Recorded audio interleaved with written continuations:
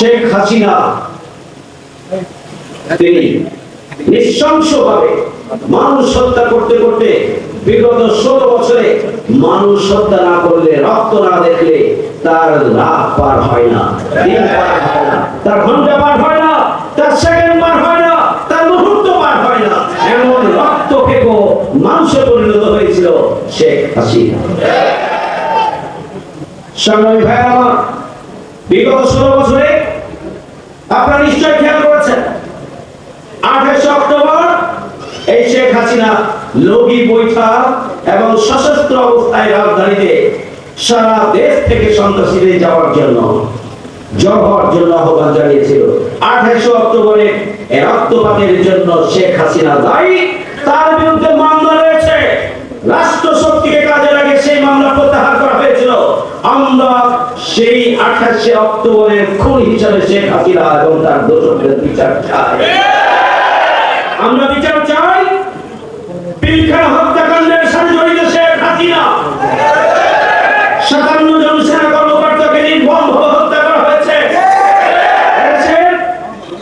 ভূখণ্ডের পাহারাদার আমাদের বিডিআর বাহিনীকে ধ্বংস করে দেওয়া হয়েছে, বাংলাদেশকে অরক্ষিত করে দেওয়া হয়েছে, বাংলাদেশের স্বাধীনতা সার্বভৌমত্বের অতন্ত্র প্রহরী এদেশের দেশপ্রেমিক সেনাবাহিনীকে দুর্বল করে দেওয়া হয়েছে।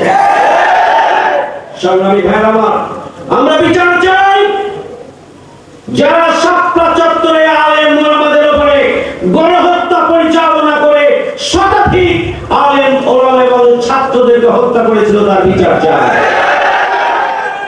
ভাই আমার, আল্লামা দেওয়ার হোসেন সাইদি সাহেবের রায় দেওয়ার পরে সেই রায়ে বিক্ষুব্ধ হয়েছিল ছাত্র জনতা, সেখানেও গুলি করে প্রায় সারা দেশে 2 শতাধিক নিরীহ নিরস্ত্র সাধারণ জনগণকে হত্যা করা হয়েছিল।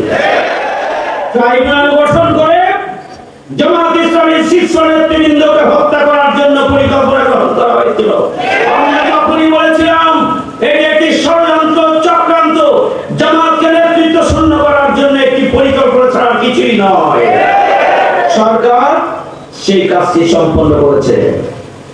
মাওলানা মতিউর রহমান নিজামী সাবেক মন্ত্রী, সাবেক এমপি, বারবার নির্বাচিত জনগণের নেতা